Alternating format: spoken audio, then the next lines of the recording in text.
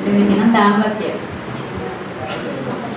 രണ്ടുപേർ ചേർന്നൊരു കരാറിലൊപ്പിട്ടു വിവാഹമെന്നൊരു കരാർ.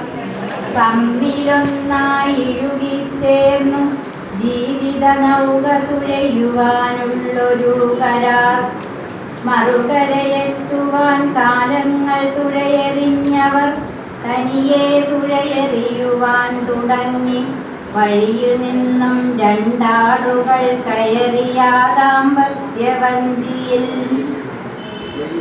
കണ്ണുനീരും കയ്പും ചവർപ്പും മധുരവും വിശപ്പുമങ്ങനെ പല വികാരങ്ങൾ പങ്കിട്ട് കാലങ്ങളോളം തുഴഞ്ഞവർ ഇത്തിരി സന്തോഷത്തിൻ തുരുത്തിലെത്തി. വിശ്രമം ഒരു വേള യാചിച്ചവർക്കോ വിധിച്ചതിന്നു വിശ്രമരാധിത്യവും.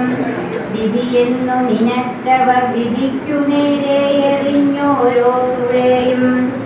പായ്ക്കപ്പൽ പോലെ ആടിയുലഞ്ഞും നിമിഷാർത്ഥത്തിൽ നിശ്ചലമായും ദാമ്പത്യമാകുമി ആഴക്കടലിൽ കൈകോർത്തു തുഴഞ്ഞവർ മടിച്ചിടാതെയെന്നും. ആ വഞ്ചിയിൽ തുഴഞ്ഞവർക്കു കാലങ്ങൾ കടന്നുപോകെ വന്നു ചേർന്നു ജരയും നരയും കാഴ്ചക്കുറവും.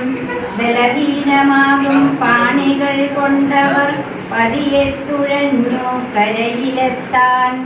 ഓരാമണഞ്ഞോര നൗകയിന്ന് ഓരത്തു നിർത്തി തുഴയവർ നൽകി സന്തതികൾക്കും. വൈമനസ്യമോടെ ഏറ്റുവാങ്ങിയ തുഴയുടെ കാര്യത്തിൽ തർക്കം തുടങ്ങി. വഞ്ചിയിൽ യാത്രക്കാരായിരുന്നോരു മാതാപിതാക്കളെ ഉപേക്ഷിച്ചവർ കടന്നുപോയി. പിന്നെയാ ദാമ്പത്യ വഞ്ചിയിൽ കലഹം തുടങ്ങി. രണ്ടായി പകുത്തു കിട്ടണമീ രണ്ടുപേരെ, സംരക്ഷണവും രണ്ടായി പകുത്തെടുക്കും ഞങ്ങൾ. രണ്ടുപേർ കയറണം രണ്ടു വഞ്ചിയിലായി. ഒരുമിച്ചു തുഴഞ്ഞോരാ ദാമ്പത്യത്തെ രണ്ടിടത്തേക്കായി കൊണ്ടുപോകും ഞങ്ങൾ. ഇനിയൊരു കൂരയ്ക്കു കഴിയേണ്ട രണ്ടിടത്തായി പോന്നുകൊള്ളൂ. വൈമനസ്യത്തോടെ അനുസരിച്ചു മക്കൾക്കു വേണ്ടിയ ശിരസ്സും നമിച്ചു. പിന്നെ പിറുപിറുത്തു നാലുപേർ സന്തതികളില്ലാത്തത് ഭാഗ്യം. നാലായി കീറിയേനെ നമ്മളെയവർ നന്നേ പതിയെ ഉര ചെയ്തവരും. നന്ദി.